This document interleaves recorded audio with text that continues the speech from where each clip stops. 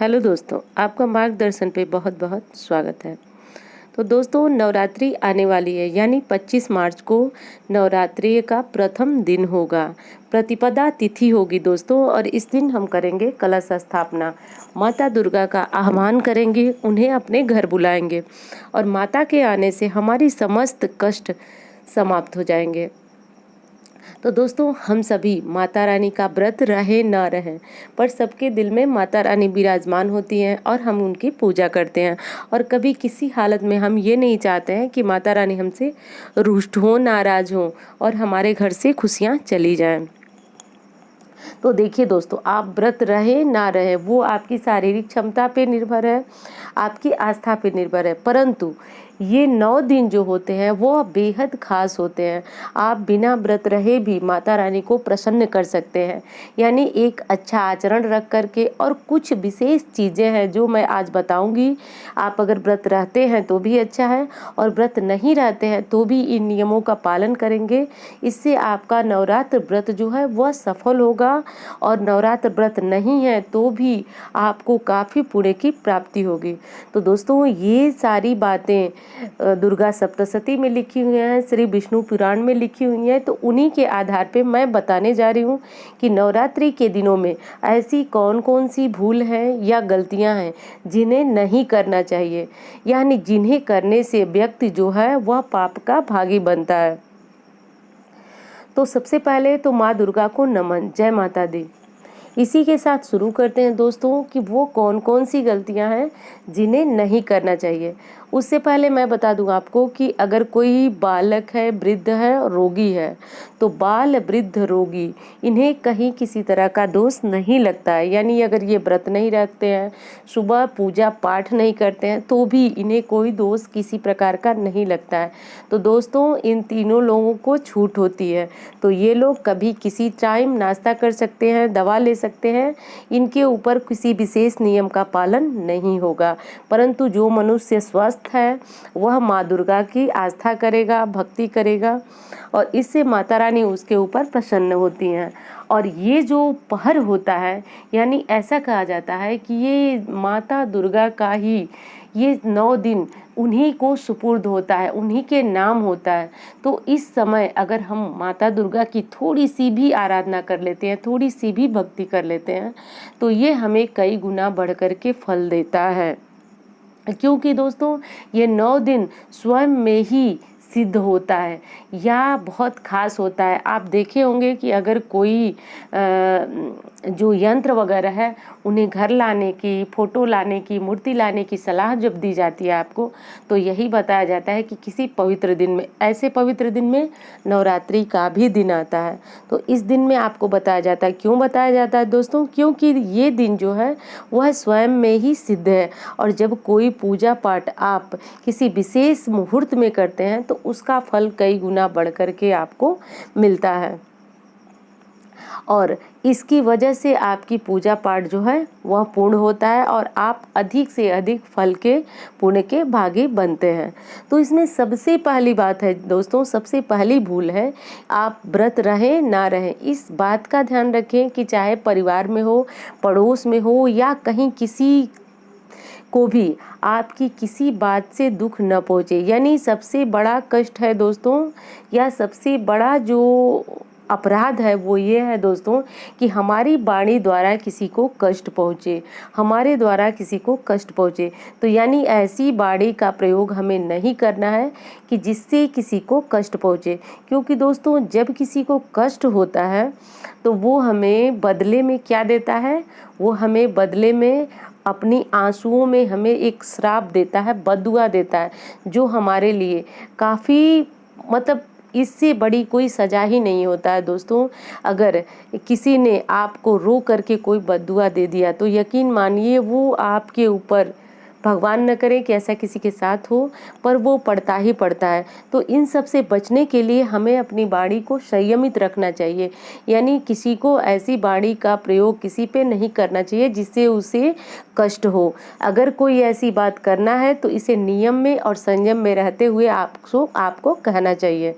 किसी को आपकी वाणी के द्वारा दुख नहीं पहुंचना चाहिए, इस बात का खास ध्यान रखना चाहिए। अगली चीज़ है कि नवरात्रि के 9 दिनों में आप व्रत रहे ना रहे मांसाहार का सेवन नहीं करना चाहिए दोस्तों, क्योंकि कहा जाता है कि ये 9 दिन माता दुर्गा को सुपुर्द होते हैं और इन दिनों में मांसाहार करने वाला व्यक्ति मतलब उचित नहीं माना जाता है, इसलिए मांसाहार का सेवन आप न करें। अब अगली चीज़ है कि अगर आप व्रत रहते हैं तो आप पुरुष हैं या महिला, इन 9 दिनों में आपको बाल नहीं कटवाने हैं और दाढ़ी वगैरह सेविंग वगैरह आपको नहीं बनवाना है। तो इस बात का आप ध्यान रखिए कि 9 दिन तक, इससे पहले आपको बाल वाल जो भी कटवाना है वो कटवा लीजिए और 9 दिन तक आप इन चीज़ों का से बचिए। देखिए दोस्तों, लहसुन और प्याज, अगर घर में कोई भी व्रत रह रहा है, कोई एक आदमी व्रत रह रहा है तो घर में जाहिर सी बात है कि कलश स्थापना हुई होगी और लहसुन प्याज की गंध पूरे घर में फैलती है। जब हम लहसुन प्याज युक्त भोजन बनाते हैं तो ये पूरे घर में फैलती है। तो व्रतधारी को आप चाहे जितनी भी साफ सफाई से बनाएं, पर इस गंध के फैलने से आपके घर का वातावरण भक्तिमय पूजामय नहीं रह जाता, यानी थोड़ा सा डिस्टर्बेंस पैदा होता है। तो इसलिए मना किया जाता है दोस्तों कि घर में भले ही एक व्यक्ति जो है व्रत है, परंतु परिवार में लहसुन और प्याज का प्रयोग नहीं होना चाहिए। इसीलिए इन चीज़ों का प्रयोग इन 9 दिन मना किया जाता है। अब अगली चीज़ है दोस्तों कि इस समय महिला या पुरुष जो भी हों, उन्हें ब्रह्मचर्य का पालन करना चाहिए और ब्रह्मचर्य का पालन करते हुए माता दुर्गा के मंत्रों का जप करते रहना चाहिए। मानसिक जप कीजिए, ये भी आपके लिए काफ़ी अच्छा है, यानी चलते फिरते घर के काम करते हुए आप मानसिक जप करते रहिए। इससे क्या होगा कि ये समय जो है वह स्वयं सिद्ध होता है और इसमें आप जो भी जप करेंगे, चाहे मानसिक करें या बैठ करके पूजा में करें, जो भी करें, आपको इसका फल जो है 1000 गुना बढ़ करके मिलता है। तो इन चीज़ों को ध्यान रखें। और अगर आप कोई जप नहीं कर सकते हैं तो आप सिर्फ जय माँ दुर्गा, जय माँ दुर्गा, जय माँ काली, इस तरह के नाम लेते रहें। इससे माता आपके ऊपर प्रसन्न होती हैं और प्रसन्न होने से आप जिस किसी भी कामना के लिए नवरात्रि का व्रत किए हैं वह पूर्ण होता है।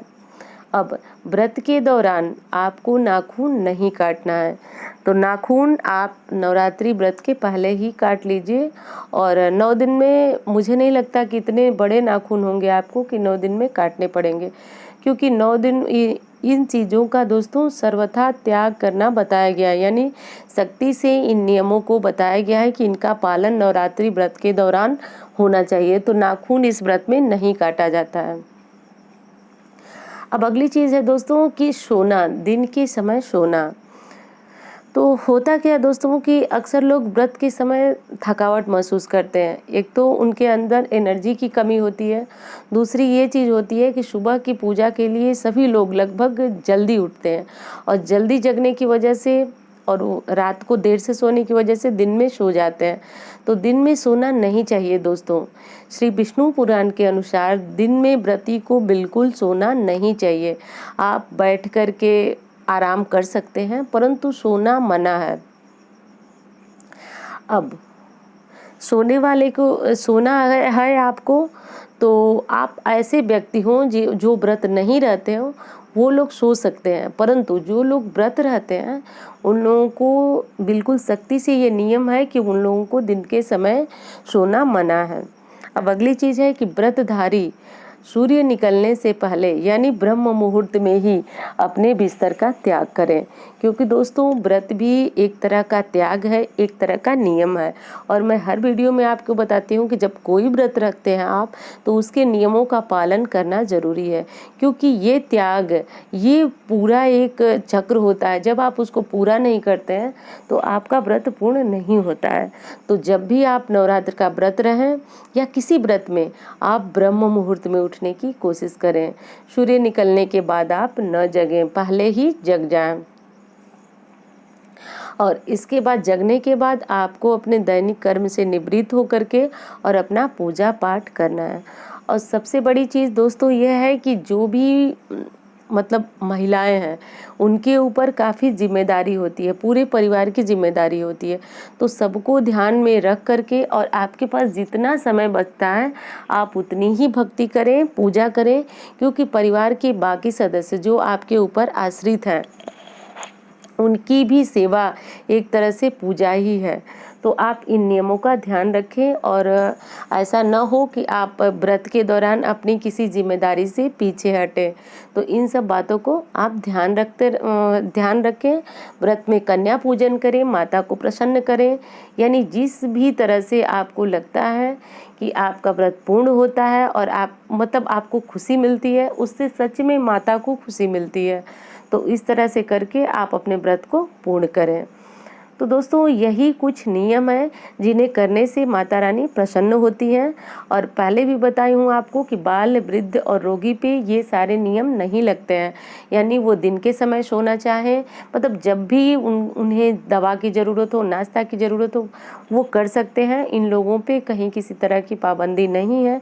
जो स्वस्थ हैं और जो व्रत रखने के लायक हैं या जो व्रत नहीं रख सकते हैं, सिर्फ पूजा करते हैं, वो सब लोग अगर इन नियमों का पालन करते हैं तो माता रानी उनके ऊपर अपनी कृपा बनाए रखेंगी। व्रत रखना और न रखना ये अपनी अपनी शारीरिक क्षमता पे निर्भर होता है।